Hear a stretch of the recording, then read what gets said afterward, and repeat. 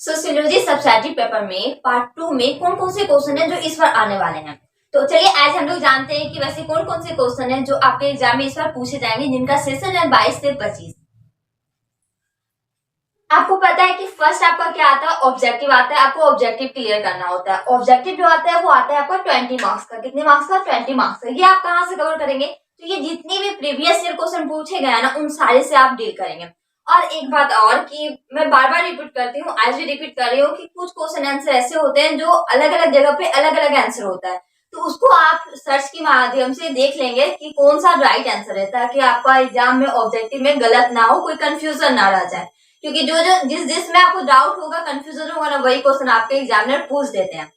तो ये काम आप सबसे पहला करेंगे कि ऑब्जेक्टिव को सबसे पहले पढ़ लीजिए, किसका आंसर क्या है। और मतलब आंसर तो दिया रहता है वैसे, और कुछ कुछ का ही ना आंसर गलत दिया रहता है, तो आप उसको चेक कर लेंगे। सेकेंड, आपको जो सब्जेक्टिव में कवर करने हैं, सब्जेक्टिव जो आएगा वो आपको 4 कवर करने होंगे। फर्स्ट नंबर कंपल्सरी आपका ऑब्जेक्टिव, उसके बाद 4 सब्जेक्टिव बनाने होंगे।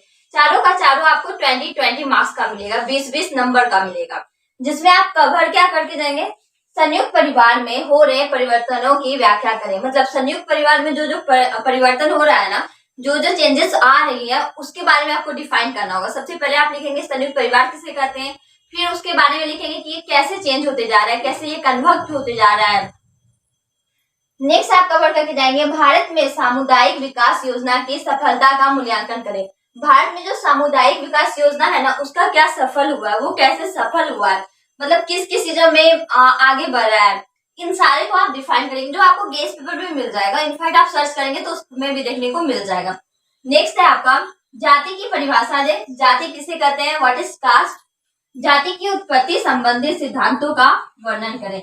जाति की जो उत्पत्ति सिद्धांत है ना, इसके सिद्धांतों का आपको विवेचना करना होगा। मैं जो जो क्वेश्चन बता रही हूँ ना, ये क्वेश्चन आपका निश्चित रूप से आपके एग्जाम में आएगा, इसलिए आप क्या करेंगे, इन सारे को कवर करके जाएंगे, ताकि आपके एग्जाम में कोई 4 क्वेश्चन इससे आ जाए। और डेफिनेटली आएगा, हर बार आता है, इस बार भी आएगा।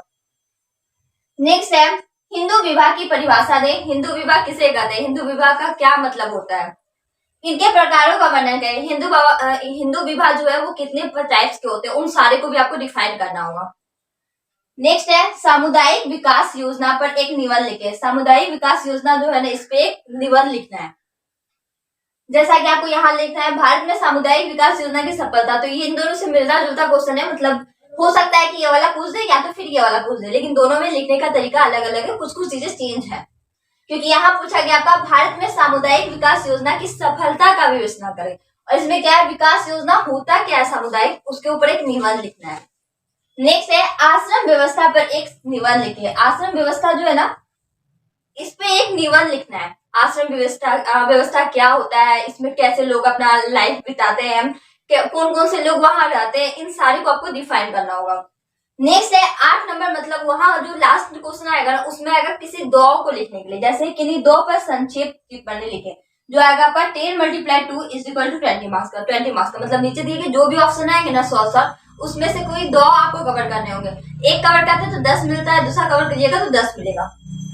जिसमें कि मैंने 4 इंपॉर्टेंट बताया है, पुरुषार्थ, जिला परिषद, संस्कार, ग्राम पंचायत। ये 4 इंपॉर्टेंट है इस बार के लिए, जो स्टूडेंट बीए पार्ट 2 में है। पुरुषार्थ आप पढ़ लेंगे, जिला परिषद, संस्कार और ग्राम पंचायत, इन चारों में से कोई 2 आपके एग्जाम में आ जाएगा। उसके साथ साथ इन सारे को आपको कवर करना होगा। सबसे पहला काम कीजिए आप ऑब्जेक्टिव को, उसके बाद इन सारे का क्वेश्चन आंसर आप पढ़िए, समझिए। अगर आप एक बार समझ लेंगे ना, पढ़ लेंगे, तो आपका सब्जेक्ट क्लियर हो जाएगा। सब्जेक्ट में कहीं कोई प्रॉब्लम नहीं हो, क्योंकि सब्जेक्ट आसान होता है। बस कहने को है कि इन सारे को पढ़ना है। एक बार अगर आप पढ़ लेंगे तो आपके माइंड में सेट हो जाएगा। आपको तो पता ही है कि हिंदू विवाह किसे कहते हैं। आप सामुदायिक विकास योजना नहीं जानती तो आप सर्च कर लीजिए, आप यूट्यूब में देख लीजिए। यूट्यूब में देखने से ज्यादा याद रहता है, क्योंकि जो चीज हम लोग देखते हैं ना, वो ज्यादा ऑब्जर्व कर पाते हैं।